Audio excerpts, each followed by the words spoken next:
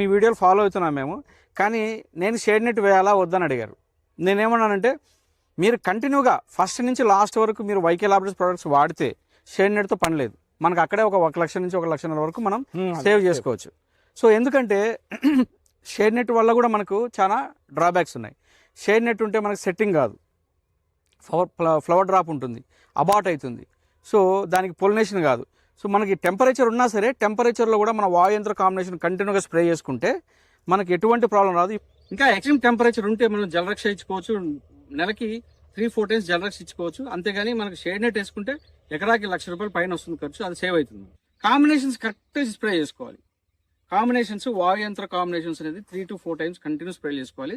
డ్రిప్లో వచ్చేసి ఎండాకాలం ఖచ్చితంగా మనం ఫర్టిలైజర్లు ఇనార్గానిక్ ఫర్టిలైజర్ జోలికి పోవద్దు.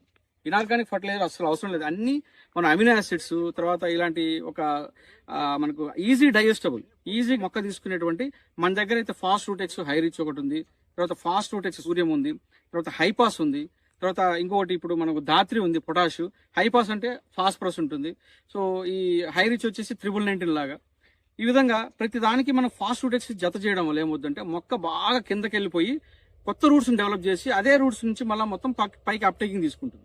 సో మనకు ఆర్గానిక్ పద్ధతిలోనే అంటే ఈజీ డైజెస్టబుల్ ఉండేటువంటి ఫర్టిలైజర్ తోనే మనం ట్రావెల్ చేయాలి ఈ సంవత్సరం అంతా, అంటే ఈ సమ్మర్ లో ఎస్పెషల్లీ. ప్లస్ మన మందులు వాడడం వల్ల ఇంకోటి ఏంటంటే మనకు సెకండ్ క్రాప్ కూడా తీయచ్చు.